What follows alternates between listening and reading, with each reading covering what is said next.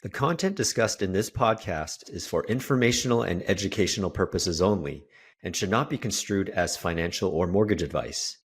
Always consult with a licensed professional before making any decisions regarding mortgages or financial matters. Welcome to the Canadian Mortgage Show. Here are mortgage professionals Alex Pang and Alex Shanks to cut through the BS and educate Canadians on all things mortgages and real estate. Nothing in life is risk-free. There's risk in anything. If you invest in the markets, you could lose everything.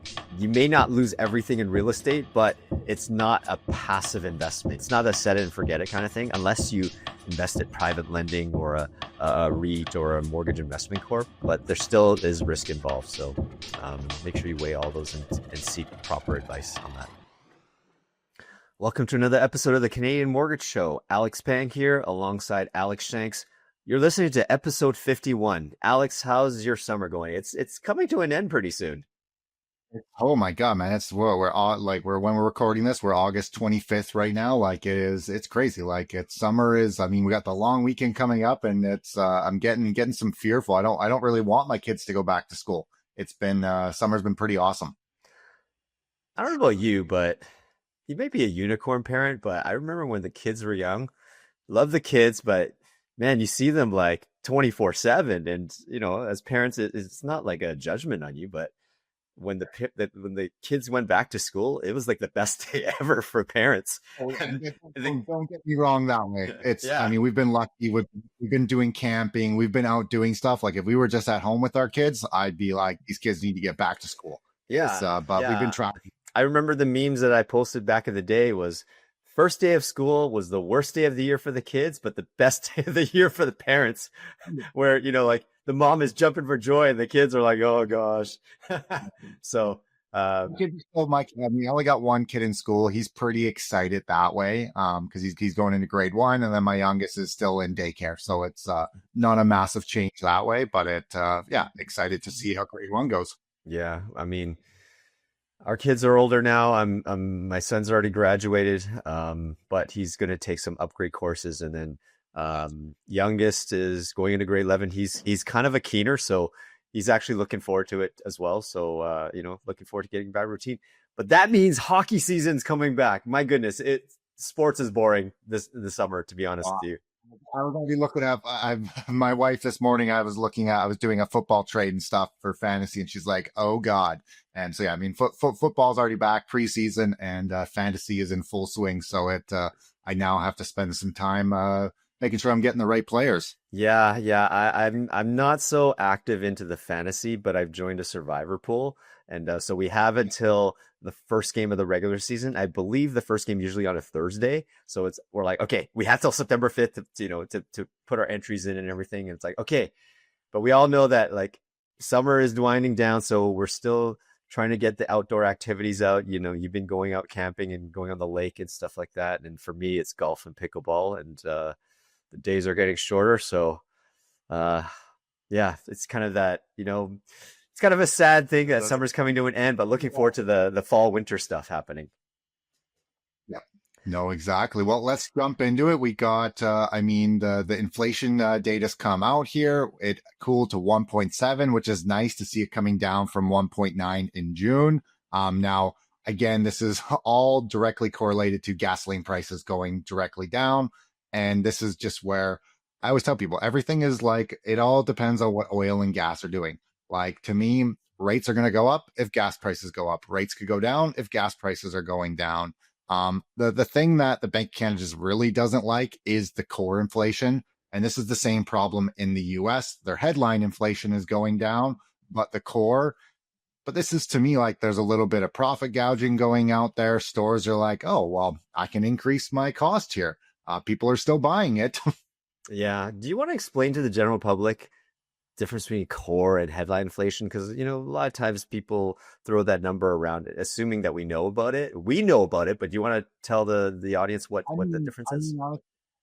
Honestly, there's core inflation, there's headline inflation, there's median inflation, there's trim inflation. Like I find that they just get to use whatever numbers they want to make the data look in the right way, and that's where core is just taking a different basket than what headline inflation is doing. Headline takes all the different goods, it takes everything, and it used a different like formula for it, where core is looking at more of the median of it.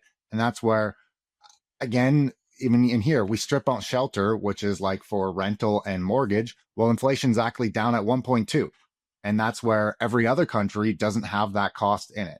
And that's where I don't, the inflation is, it's become such a big thing these last 5 years since COVID and everything. But back in the day, no one even knew what like core inflation was. It was just something that the Bank of Canada talked about.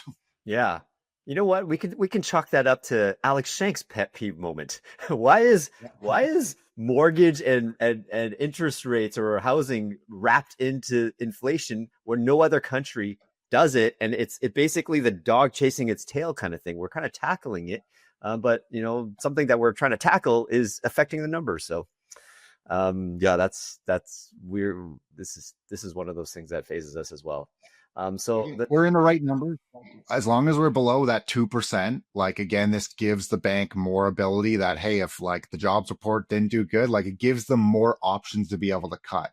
We were starting to tick up a little bit, and it's like, well, shit, if that goes up, if the tariffs come in and everything, which we'll talk a little bit about here, where we're not really going to be importing inflation because we're not going to be charging any tariffs to the US. Yeah.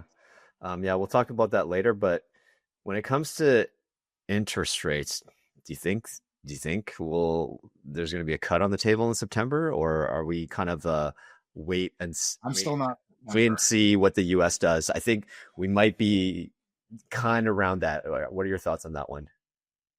Mine would be December if there's a cut. That's when I see it at the moment. Again, like next week, the data could be completely different. Yeah, and I believe that the day before that there's an announcement for our announcement, I think it's September the 7th, right? Or something like that. There is another key report the day before.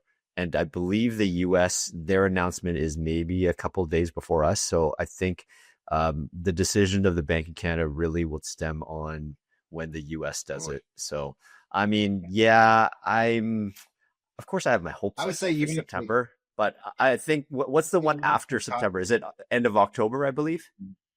End of October and December. Okay. Yeah. So I would say if we don't do it September, I'm leaning towards an October cut, if anything.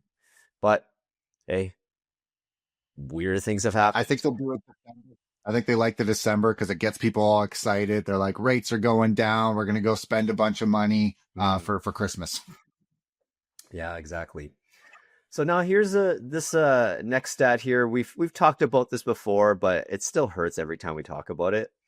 The last 10 years of all the, I don't even call this is a G7 or every developed nation, including Europe and North America, as well as the was it Oceania? Is that what you call those countries? Canada's dead last on per capita growth. We're at a paltry 0.5%. Now, per capita growth means how productive we are as a society per person. Yep. So 0.5%. And I mean, we've talked about this before. Okay. Anyways, US here is the top at 20.7%. So we're dead last at 0.5%. Now, I've beat about this before. We're too reliant on real estate, even though we're in the business, and when real estate does well, we do well. That's great, but it's not good for our country when we're too reliant on real estate and our resources. I mean, our resources has been kind of the engine driver for Canadians, but the systems of being able to deploy our resources has, as we can see from the tariffs, has shown to be kind of broken. Yeah, we got two trade partners. We either go to the US or we're going to China. That's really where our oil and gas is going.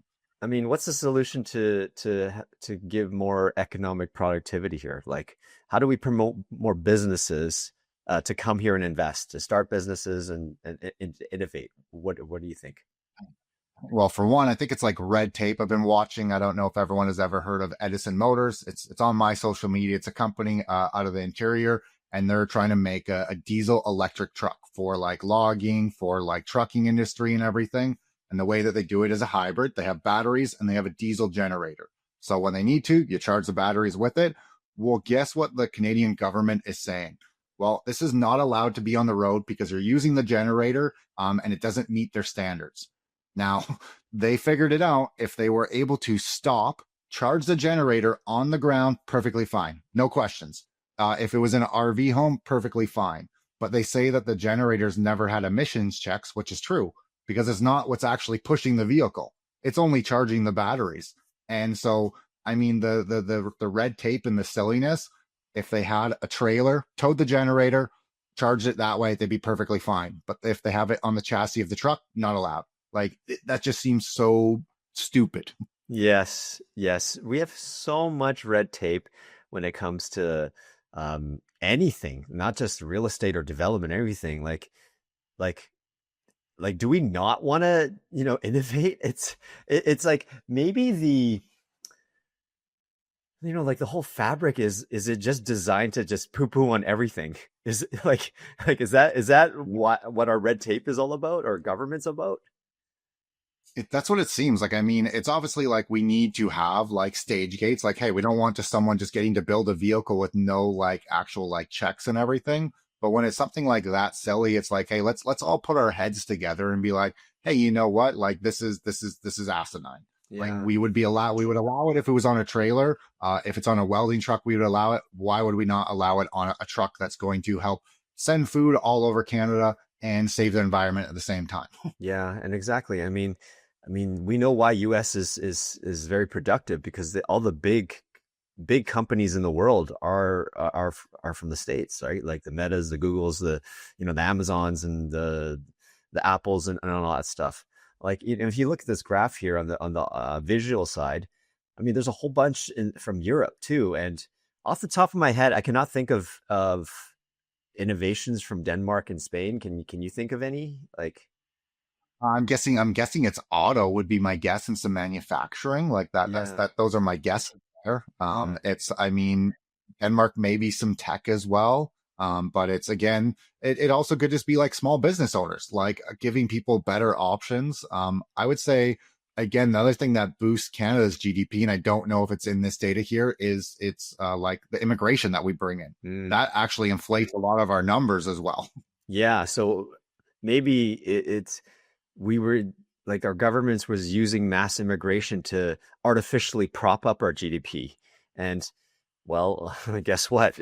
It caused a whole bunch of other problems when it comes to housing shortage, now like youth unemployment and all that stuff. So um like now that if we strip out the immigration, like yes, we need to be more productive. And I've championed this before is like lower taxes, lower development costs, or make it easier for businesses to want to start up and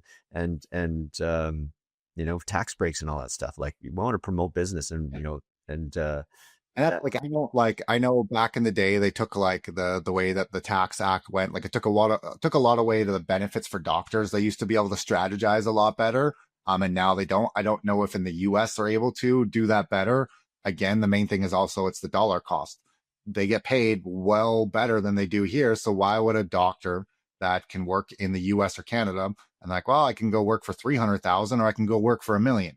Like there is a point where numbers to people, like it does make sense. Like we are way beautiful, are like especially for me and you, Alex, in BC. Hey, I'd rather live here and maybe make $100,000 less. But hey, if we're talking 500,000, it's gonna be like, well, I'll go live there for a while, make a lot of money, and then I'll come back. yeah. Again, not putting anything to our own economy until we come back and buy a house. Yeah, that's just sad. I mean, that's the same thing. Yeah, like when I was growing up during even the 80s and 90s, there was this whole talk about the brain drain, where like tech was a big thing. Like people working IT, like oh yeah, they'd rather go. Same thing with healthcare. They'd rather go to the States, make a lot of money, and live there. And what can we do as Canadian society to be more competitive? Um, yeah, this is a bigger issue than what this show is Tech about. can be a weird one. I mean, like that one, that's going to be really weird because obviously we have AI and like that's just devastating certain things. But I mean, what some people are getting paid like $100 million. Like, hey, we can't buy the company. All right, we'll just buy your employees. And so I mean, that's a whole nother world of problem that let's not go dive too deep into that because what's even going to happen to the jobs at that point? Yeah, yeah, exactly. Now, speaking of jobs, Canada unexpectedly or expectedly lost 40,000 jobs in July. They're all in full-time positions. They were, down 51,000, while part-time work edged higher, and that's per Stats Canada. Now, the unemployment rate held at 6.9%, and wage growth, kind of slow to 3.3. But I mean, it just still goes back to it only shows a little snapshot, but I mean, harkens back to still the whole youth unemployment. It's still like sitting at like, 15 to 17%. Like a lot of my son's friends, they couldn't find summer jobs at all. Like, I mean, like, so let me ask this. We're talking about business and stuff. I mean, maybe it's a little bit hard in there, but like what, like I had kids coming around my street, like washing windows and stuff. Like I do find like kids are a little bit lazier now than like when I was younger. Like I did everything to try and make money. I sold apples. I lived on a bit of a farm. I cleaned up horse shit. Like yeah, I would, if I couldn't get a job, like I was lucky enough, I did get a job at Staples when I finished high school. But I tried Canadian Tire, I tried Wendy's, I tried all the places that other people did. I wouldn't have gotten there. I would have been going out to every construction site saying, "Hey, can I help clean up the yard? Can I do this?" Like, yep.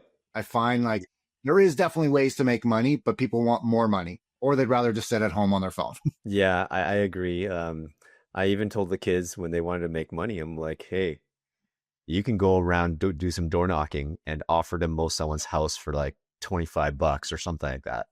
And and it doesn't snow that often in this part of the world, but when it does snow, there are people who don't shovel or are not able to, like the seniors. Go do some door knocking. Yes, you're going to have to use some grunt work, but you can do pretty well. If you got some good energy, you just need to shovel, I don't know, 3 or 4 homes, you made yourself $300 or something like that. Like have some That's when these kids came, these kids were maybe like 12, so like they're like, "Hey, we'll clean some of your truck windows and some of your house for like $25." I just said yes. They did a horrible job. I mean, yeah, a horrible job. But as an entrepreneur, you just want to promote that, right? Exactly. They came out and they were walking around and asking. Like that's the hardest thing. Asking like, "Hey, can I do this for you?" And that's where it's like, "Hey, I don't care. I'll lose $25." Yeah, yeah. So for those out there who have kids younger, they want to make money, can't find a job, go find some work. Go do some door knocking. Hey, say, can I clean your house? Can I mow the lawn? Can I wash your car? Whatever, right? We're looking to make some money. Da da da.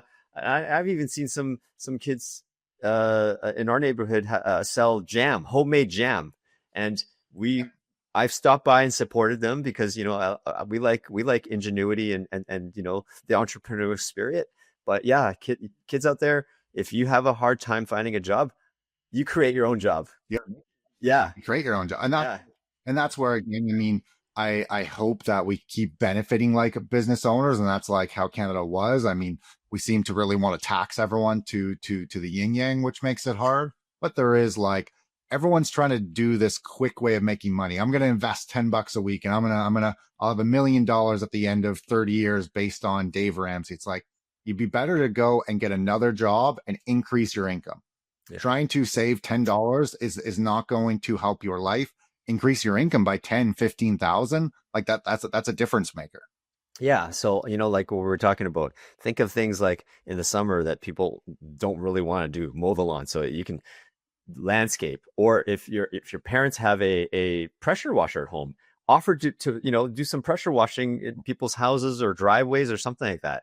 Have some ideas and just do some door knocking, because you would be surprised that some people are like, they would take you up on it because they have the money, but they don't have the time or the desire to do it. So as long as you can especially like in your neighborhoods, Alex, it's a little bit harder in mine. Like if I was a kid in your neighborhood, I'd go around and say, "Hey, I will take your garbage out every single week for $5. You give me $5 and I take your garbage in and out." Because it's, hey, you could just do a quick loop on a bike and you could bring every person's in and out. And that's like something that could make easy money. And hey, are you willing to spend $5 a coffee to not have to deal with the garbage in the morning? You might want to do that. Absolutely. Absolutely. All right, we move on here. So this next stat here, it's not surprising, but we're going to show it from the graph side. Canada's building permits fell 9% in June to 12 billion.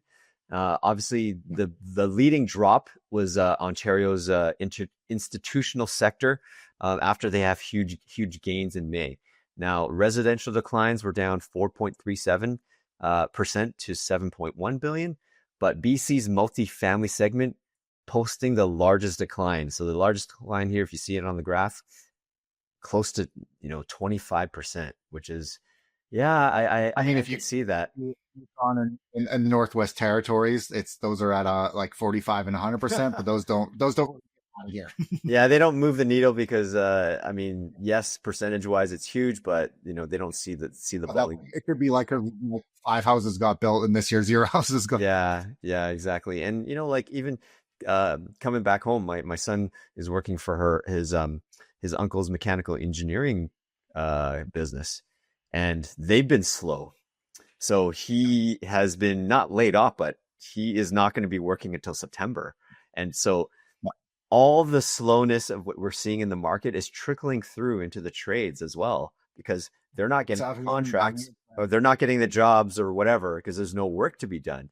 And I'm like, yeah, so it's not just affecting realtors and you and I in our business, but it's affecting the auxiliary kind of industries, the businesses that rely on real estate as well, and commercial building and all that stuff. So, and that's like the institutional one, like, is very interesting. And I think it happens in Ontario and in BC. I mean, like Ontario, they're building all these colleges for the foreigners to come in. Hey, you can get this diploma, you can get this degree. That's gone now. Like that's over. That train has sailed. And I mean, we talked about it on a previous podcast of all the schools that had to close and like lay people off and everything. And that's where like a lot of that stuff, like there's not going to be as much building now because the gravy train has ran out there. Yeah, exactly. And like on the flip side, you'll see the green on all the more affordable provinces. So anything outside of Ontario and BC, you're seeing Alberta, Saskatchewan, Manitoba, New Brunswick, Nova Scotia, all posting gains now, mostly in the prairies. Now, I've heard here that, Calgary, Alberta is historically, they tend to overbuild because they just have a lot of land and it's easy. The permitting is so easy. Like it's like compared to Toronto and Vancouver, it's miles easy, just like when Andrew Huang told us about. So they follow cycles very similar to oil and gas. So they do go through boom and bust cycles. Yeah, like let's talk about this stat right here. There are now 73% more purpose-built rentals under construction in Calgary than just 6 months ago. Like the boom to what's called the CMHC multi MLI select, it's been insane. Like and people are just selling these projects, not even knowing if their financing is fully approved and everything. Like the government had to step in for one because they had to change the system. Hey, you got to put more money down. You have to have a bigger net worth. Like the rent in Calgary's dropped, I think, down 9.9%. Like it's like, and that is because of these purpose-built rentals, which is, hey, that's great. Like that to me is a great thing. But there's a lot of investors I think are going to get bit hard. Yeah, like during that time where even like admittedly, I was kind of bringing it up as an option during when we had peak rates in the 5 to 6% range. Like, okay, it doesn't make sense to to invest in BC or Toronto right now because you're not going to cash flow. But what area is Calgary. And, it looks like a lot of money from BC and Toronto flooded that area. And, I guess, the economics 101 says if there's a lot of supply and there's less demand, then prices go down. So it looks like that train of Calgary being the only one performing well in Canada has kind of come to an end. Yeah, and that's it. I do get scared. I mean, like a lot of people are sitting on the edge because like the CMHC changed. Like even if you were halfway through your underwriting on it, they changed it. They changed the way that the financing was going to work and everything. So some people aren't getting financing. They're thinking like, oh, I'm going to go private. And some of them get really bad advice like, oh, just go private for 1 year and then you'll get to do it. The government took that program away probably 4 years ago. You can't start in a private loan and then refinance to CMHC. They don't allow that. And so it's just, there's going to be a lot of places that, hey, there might be some good deals coming up. Yeah, absolutely. Absolutely. Now, speaking of like financing, we have the big five banks in Canada, six if you want to include National Bank. But here's an interesting stat: CIBC has now overtaken Scotiabank in market cap. So after they had a crazy 47% stock rally over the past year, now it's pushed their valuation to 94.6 billion and just edging past Scotiabank, and whose shares are only up 17%. So now, of course, number one is still RBC. Now based on market capitalization, RBC number one, TD number two, BMO is number three, and it used to be Scotiabank, but now CIBC is number four, while Scotiabank is number five. So To me, I always see CIBC as a bigger bank in my head than Scotia and everything. Scotia, like they popped really early in the year. They pushed a lot of mortgages out and everything.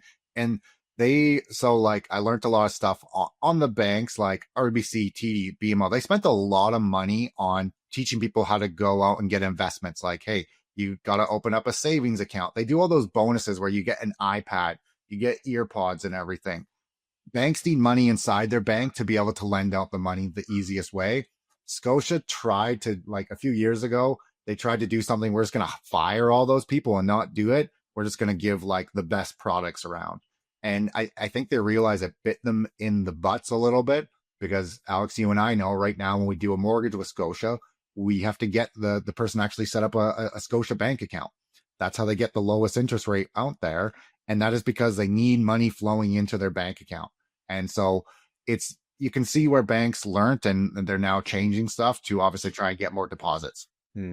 Absolutely, yeah. So they have changed. There was a period too where, I think was it last year, early last year, or yeah, a bit where they were trying to balance their books out, and they found that they had too much of their portfolio in mortgages, so they need to like lower that percentage. And in the broker space, their pricing was no longer competitive.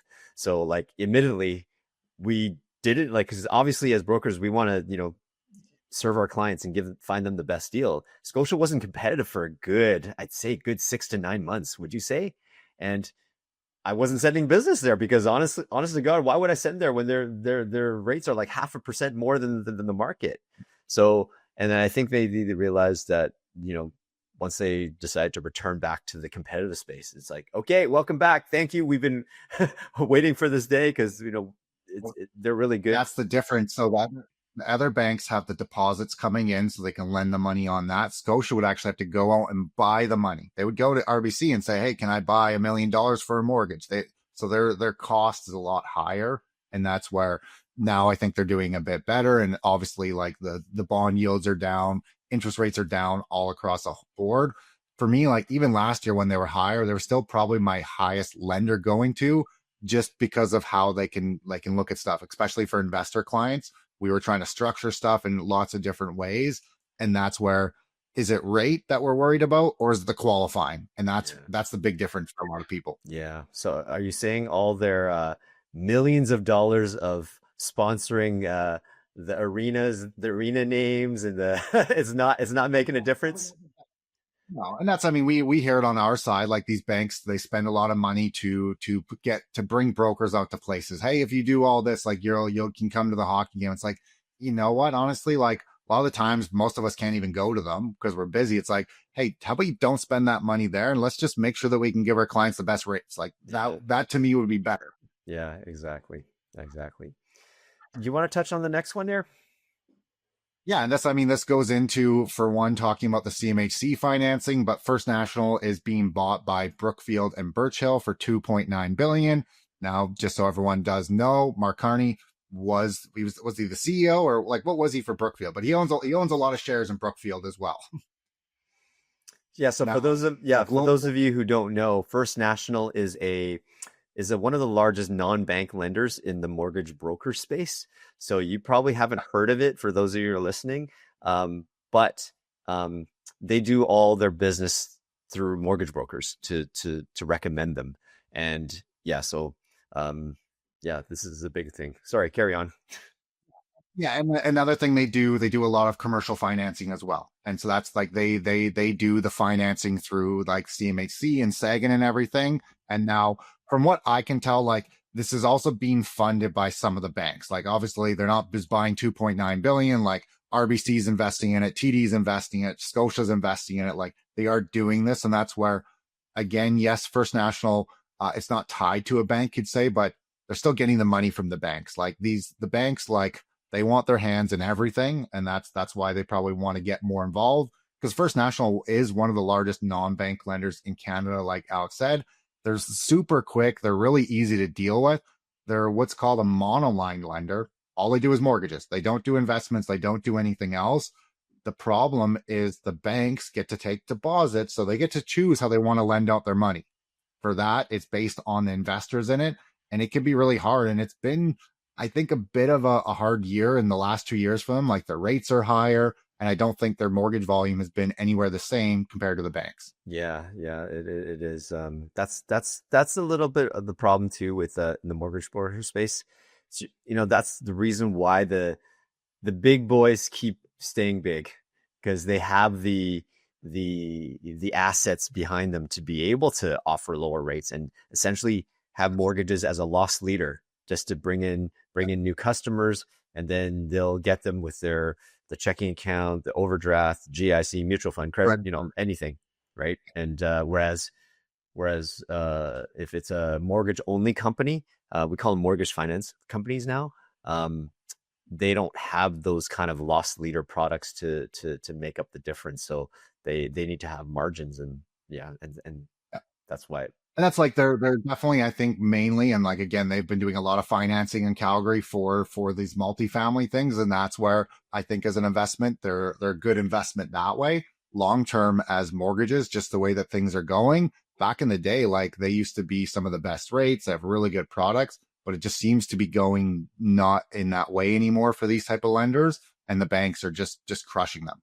Yeah, yeah, it's kind of a swallowing up part.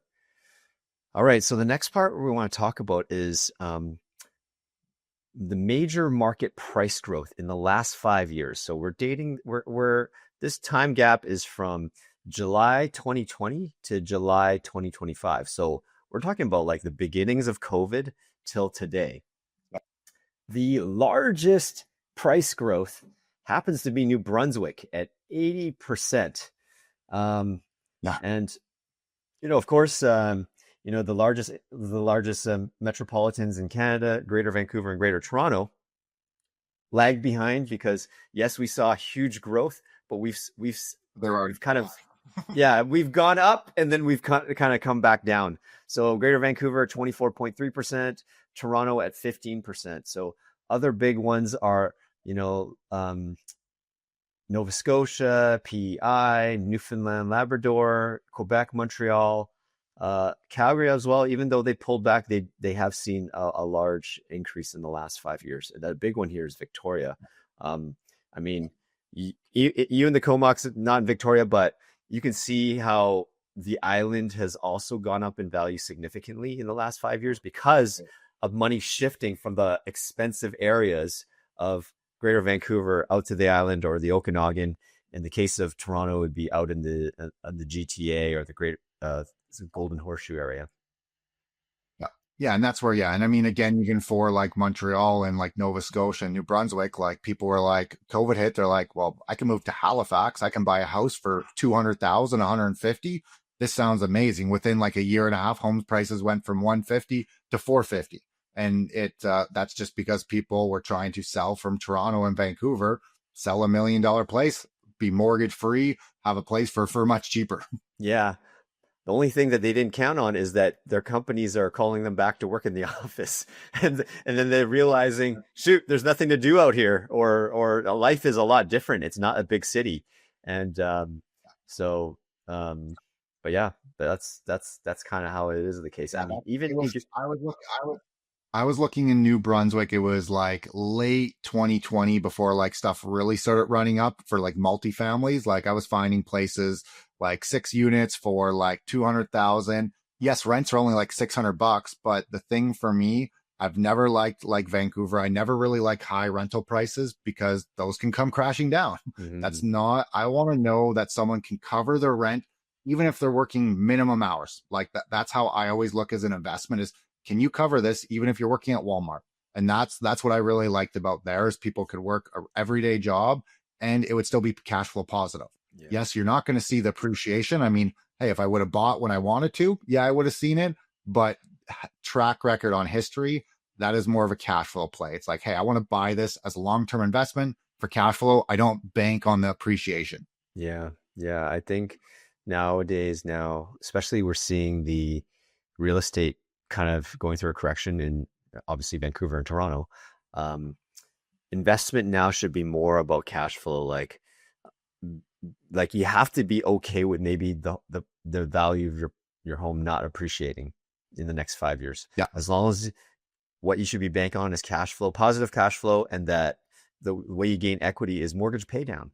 And then if there is appreciation, it should be considered a bonus, right? So, Like I remember I did lots of like videos actually on that and even just compared for people like, hey, let's pretend it never appreciates. This is your cash flow after all expenses. And let's compare it to the S&P at 10%. And it could outweigh it. Obviously, hey, if the S&P did 20%, you could do better. Obviously, if that appreciated, like you have to choose your risk tolerance. There's not a perfect thing of saying, hey, you should only do this. And that's what's going to make you wealthy and should only do this. People have become wealthy from investing in the stocks. People have become wealthy investing in real estate. You got to choose the path that you want to go. yeah, exactly. And then nothing in life is risk free. There's risk in anything, right? Like if you invest in the markets, you could lose everything. Um, you know, you may not lose everything in real estate, but it's not a passive investment. It's not a set it and forget it kind of thing unless you invest at private lending or a REIT or a mortgage investment corp. But there still is risk involved. So make sure you weigh all those and seek proper advice on that. Yeah. And that's, I mean, it depends on where you're investing because obviously, so now Calgary has joined Toronto and Vancouver as major cities that have seen falling prices year over year. We got Vancouver at negative 2.8, Calgary's at negative 1.8, and GTA is at negative 5.5, which again just makes sense.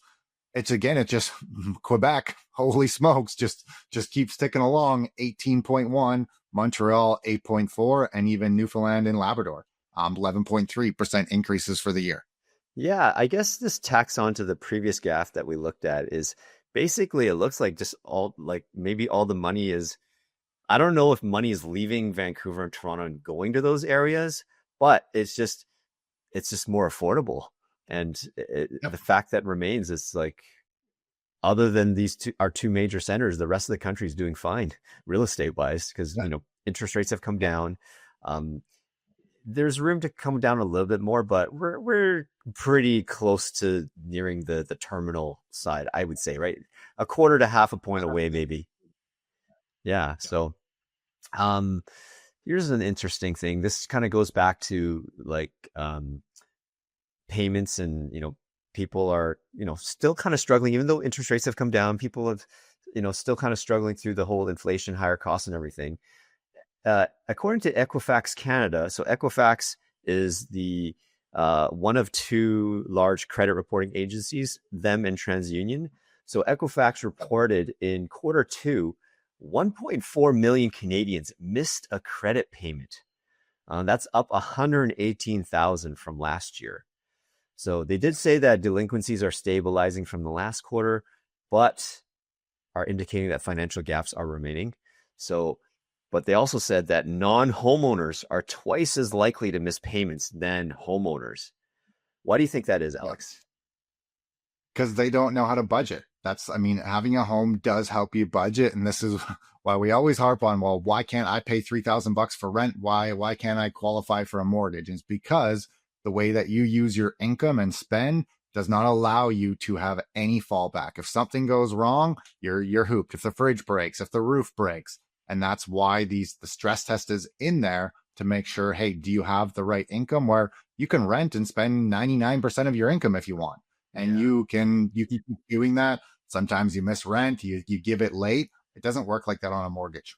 Yeah, I mean, this is obviously like a general statement. It obviously doesn't apply to, like a sweeping thing.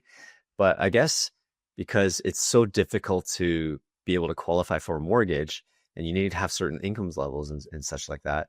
Um, this might even go to say that, homeowners are, I guess, generally more financial literate than non-homeowners. Yeah. Would you say? Like, I mean, it's not a stretch, right? So we have a little bit more, but I mean, even other ones, I still see people that have 20, 30,000 of credit card debt, but they have 100,000 in the bank. They're like, well, I want to save my down payment. It's like, well, you've just been paying 300, $400 of interest, just like eating away for you. It's like, let's pay that else off. We'll work on the down payment after. It's Yeah, just, again, yeah. that financial literacy. It's the whole proverbial like, okay, should I pay off my debt or should I save? Well, your credit card is going to be like 20 or 30% interest.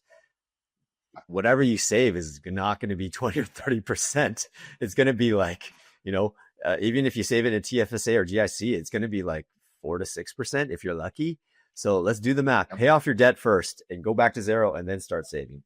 Like, I'm sure you can Yeah. try to split it, but like if you're looking at, just tackle the debt and of Well, course, I mean, don't go back into debt. So like fix what got you into debt in the first place so you don't get back into that cycle. And you're gonna have to make those difficult decisions in life and looking at where you spend your money on and what discretionary things can you make sacrifices on and such. yeah, and that's even going back to, again, if you're trying to save up for a home and you're like, oh, I can only put $300 away a month. Well, stop trying to just save that $300 because that's not going to help you get into a house. Go get another job, a second job. Yes, you may have to work two jobs for 2 or 3 years, but that's how you're actually going to increase your income. Try and invest $300 a month at, even if you got 10%, you're talking 20 years to save up a down payment. Yeah, and we're not trying to say don't save $300 a month. Doing it is great. Like to establish that habit to save and to spend less than you make, because that's an important thing. 100%. Too many of us in society, sometimes ourselves, been guilty of it, spending more than we make, and get into debt or spending things that the income hasn't come yet. Like oftentimes, we're, especially in our business, wow, we got a busy next month. Revenue, we have like maybe 20, 30 grand in revenue, but the check hasn't cleared yet. It hasn't come into our account yet. So let's book that vacation. Shoot, a family vacation of 4 or 5 is going to cost us 10 grand. Well, but I have 30 grand coming next month. Well, let's just put it on the credit card. Right? That can often happen. And then what happens? Oh crap! Hey, it wasn't 30,000, only turned to be 15,000, and that's just where it's and you got to pay taxes on it and all that stuff. Oh shoot, I got to pay property taxes, income tax, and all that stuff. And so the money you make really isn't all yours. Part of it needs to be parceled out. But yeah. Let's jump into it because we're getting near the end here. Now, this is one that we're talking about. When we're talking about inflation, which always did scare me, was the tariffs that Canada's imposed on the US. That's where inflation would have been imported. Now we have Canada saying they're going to remove the 25% retaliatory tariffs on the CUSMA compliant US products. So I don't fully know what products these are. Is there some that obviously are still going to be having that tariffs? But obviously, did Mark Carney do what he said he was going to do? I mean, we've now just cowtailed, and obviously everyone knows, hey, if you give that, it's not coming back. Like that's not, it's not like they're going to say, oh, you know what, we'll remove those next year. It's like, hey, we've said to it now, and that's it now. I mean, if anything, he should have had talks with the Trump administration. Like, we'll remove the tariffs if you remove the tariffs on us. Like, it's kind of it needs to be a kind of a give and take thing, not a give in hopes that they'll reciprocate. Unfortunately, it doesn't seem to be like a very democratic or diplomatic kind of negotiation. So it's kind of this is not a good look. Like, yes, I see it in the grand picture thing. We're trying to reopen that relationship with the US, but they kind of need to, like when it comes to, even like we're talking about sports too, when it comes to contract negotiation, there needs to be a give and take. You don't just give and hope that they reciprocate. Once you give up an inch, they will just move forward in front of you, and then they'll set the new bar and they'll try to take more. So this is, I mean, sure, prices will. Only thing, yeah. Yeah, that's the only thing for me is like with that, like if we don't have the tariffs coming in, I can see our inflation staying more steady, which to me again allows the Bank of Canada to look at rate cuts in an easier way. Where my fear was, hey, if all these tariffs keep rolling in and we keep increasing, going back and forth, well, inflation it was going to start going higher.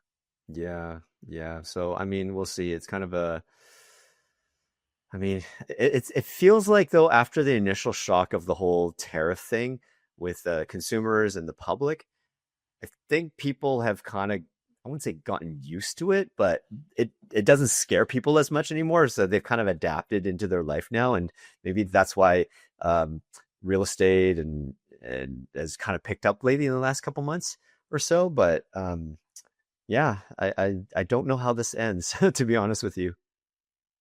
Yeah, and I mean that's just again, we'll see what happens with the other countries and everything, but yeah, I don't let's not go to that. But this one, this is a crazy story now for people here in BC. You may not even have heard about this, but in Ontario, there's an Ontario real estate brokerage, iPro. They've been ordered to close by RICO, which is their real estate board over there, after owner stole $8 million from its trust funds. And so like just so people understand how it works, like your real estate has the trust fund. So when you give your deposit, 25, 50,000 to buy the house you want to get, it goes into the realtor's brokerage's trust account. That's where the money sits. This is a tip for everyone, just so you know that that deposit, it doesn't go to pay the sellers if you decide to walk away. It's actually cover the realtor's commissions and everything that way. Like that is what the deposit is actually for, because they fulfilled their contract. And so if you've given 50,000, that actually doesn't go to the sellers, it goes to the realtors. Now, what these guys obviously were doing is they've been skimming off of it. They've been taking money from it. Obviously, they keep getting deposits going in. So I'm guessing they've been doing it where, hey, we know that these funds don't have to be given back for another 3 months. We're going to make sure that the funds are in there because we have more sales coming in. But they have to legally show their books. Like as a trust, you have to show the book to RICO. And they've obviously been caught. And the cherry on top, they're not even going to get charged. They've stolen money from people and they're not even going to get charged. Like I just, again, we're talking about like businesses and stuff. There's people that just keep doing these bad things. Now there's going to be rules and it's going to make it harder for the people that are doing the good things. But hey, let's just slap something on someone and say, hey, what you've done, that was illegal. You're in jail for 5 years. Like you can't steal money from people. If someone did it on the street, they're going to jail for 10 years. Yeah, exactly. I mean, on the business side, sure, they were ordered to close the brokerage. So the brokerage, they have 17 locations across the GTA, and 2,400 agents need to find a new brokerage. I mean, it's not difficult. They can do it. But I mean, this is like unpaid commissions is gone, right? Like it's gone. And it goes back to saying like white collar crime really does pay in Canada, because I don't remember the last white collar criminal to have gone to prison at all, like a Ponzi scheme or Yeah, I anything like mean, that. like, I don't know. And like, is it obviously, hey, they took 8 million. We're like, okay, we're gonna leave 2 million to the side to make sure we can hire good lawyers. Like, it's like I just don't understand like how it's very cut and dry. There was funds taken out from it that was not their money. Like it's the easiest thing and the most like, hey, this is illegal. There is no, oh well, you know what? They were borrowing it to go do this. It's like, no, they borrowed it to fund their own life. Yeah, I mean, what can you take from this, like for those in the real estate industry? So if you're a broker like us, or if you're a realtor or anything that you have to, hang your license with another firm, I guess is like do your research. Like make sure the owners or whoever's running the company or the brokerage have good character integrity. Now, Yeah. you can't, it's hard. It's the character thing. It's hard to like to determine by meeting somebody. So like be careful, I No, and guess. Like, everyone's good up front.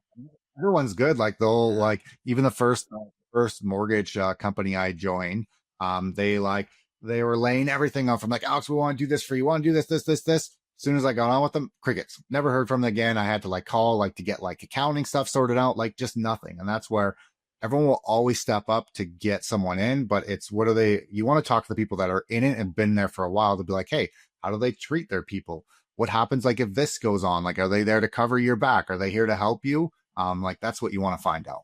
yeah. So I mean, we need to toughen the rules on white collar crime in Canada. Like money laundering and all that stuff, there needs to be like, we need to stiffen up on that kind of thing. Cause from a world perspective, it's too easy to launder money and to commit white collar crime in Canada. Like it's almost like welcome for business, essentially, right? Because Well, I mean, let's talk about real estate. I mean, the government has known things have gone on, but they get money from it. They get the property, the land transfer tax, like all these things is, yes, they have a blind eye to it, but like, hey, this is feeding into our bank. I'm fine with it because we're making millions off of it. But it's just like, hey, like this is just wrong. Stealing money from others, like, is wrong. Like there is no question. man, I mean, if government is not going to do anything, they're almost part of the problem as well. Yeah. So, all right, I think this is a good place to wrap up. Alex, anything going on in your life before school starts next week? No, just I tried to take a little bit of last week off. Some sicknesses came. Also, everyone wants to buy homes, do mortgage stuff whenever you decide that you're going to try and take some time off. So I think my email list is at about 240 right now that I need to go and hammer out, and catch up on some stuff. That's great. Yeah.